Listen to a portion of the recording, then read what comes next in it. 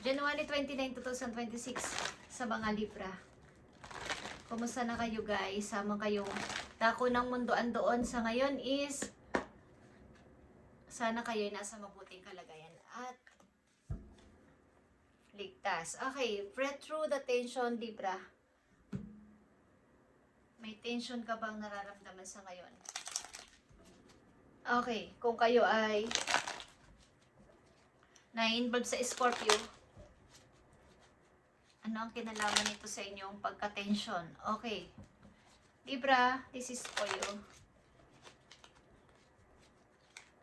January 29.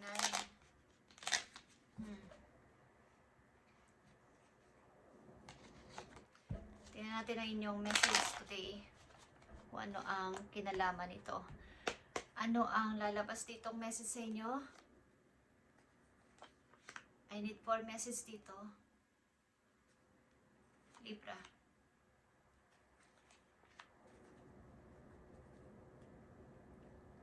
The Fool is here. Okay, yeah. May freedom na ako. Tignan natin ang unang message for you, Libra. Attune to the divine. Okay, magtiwala ka sa iyong kapalaran o sa nangyayari sa inyo sa ngayon.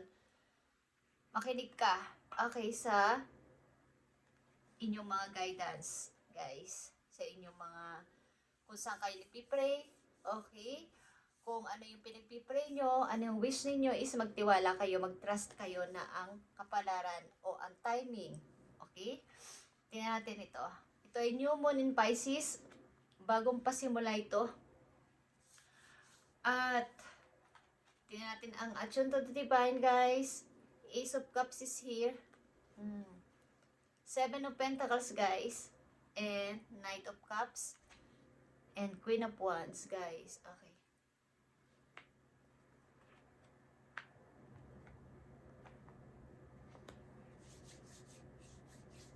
Something na mga bagong idea, bagong tao, bagong mga ginagawa nyo sa buhay is merong nangyayaring bago sa inyo at nakakaipon-ipon na rin kayo ng money at meron din dito plano ang isang person na kayo ay alokin ng pag-ibig.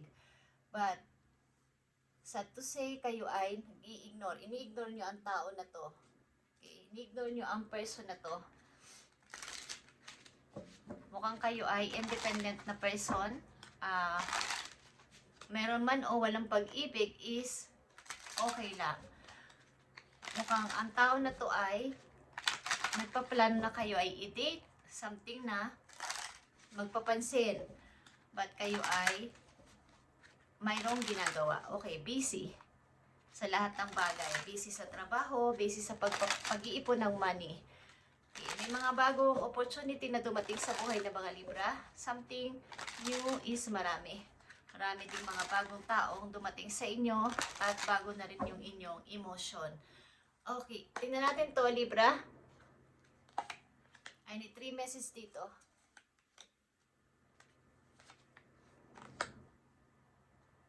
Yeah.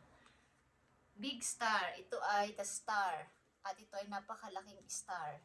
Mukhang kayo ay big star. Okay, mukhang kayo ay may malaking dumating talaga na pagbabago sa inyo at ang inyong wish ay natupad. Something na mga bago.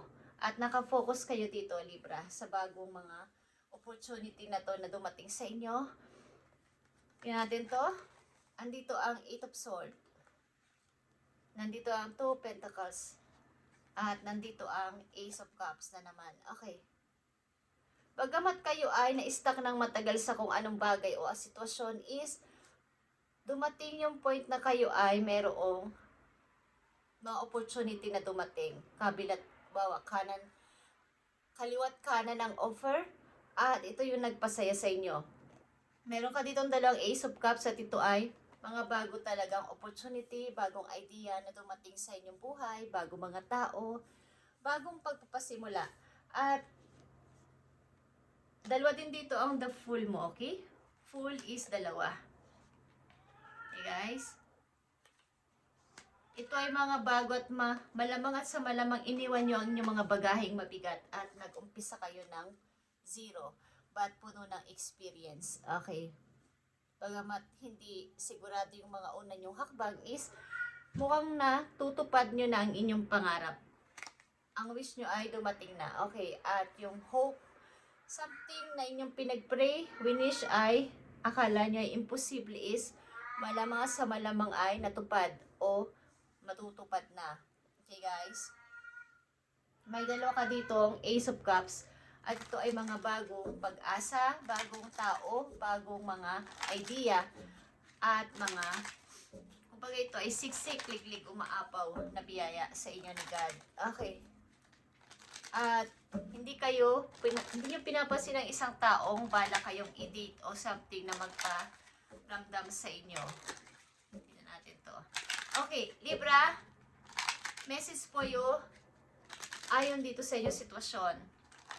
May dalawa kayo ditong Ace of Cups and dalawang The Fool. Ito ay pag-uumpisa ng bago sa buhay ninyo ng punong-puno ng parang tapang. Okay, at tiwala sa sarili, sa sariling kakayanan. Parang nagkaroon na kayo ng tiwala sa inyong sarili na kaya ko pala. Marami dumarating na offer guys. At ang hirap mamili. Okay, Libra, tingnan natin ang message for you. Yeah, andito ang all at ito ay observation.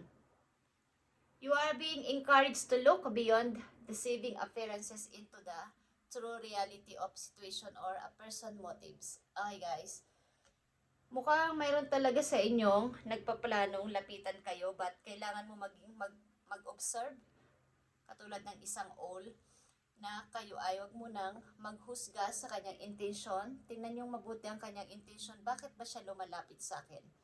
Bakit niya ba ako planong i-date? Bakit niya ba ako planong kausapin? Okay. You need to hear what is really being said despite the words and emotions coming from the messenger.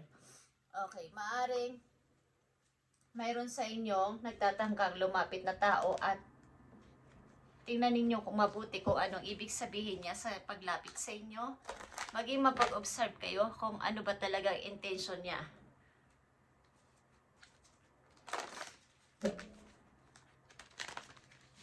Okay. Tingnan natin tong Queen of Wands guys. Nandito ang Queen of Wands at anong kaugnayan nito sa buhay ng mga Libra. Ito ay Leo energy. Andito din ang Scorpio at Aquarius. Aries is here. Okay. Mga energy na kapalibot sa inyo, Libra at Capricorn is here also. Pisces is here. Malakas itong Scorpio and Aries. Okay. Libra, tingnan natin ang Queen of Wands. Ano ba ang kaugnayan nito sa mga Libra? Ay, ito message. Andito ang triumph guys, okay? May isa ditong tao nagmamahal. Mahal na mahal niya isang person, pero iba ang tinitibok ng kanyang puso. Okay? Wow. At nandito ang 2 of Cups. At 10 of Cups. Meron ditong magkasintahan na, magkasama na. Kayo ba ay meron ng minamahal pero iba yung tinitibok ng puso ninyo? Hinihila kayo sa ibang tao.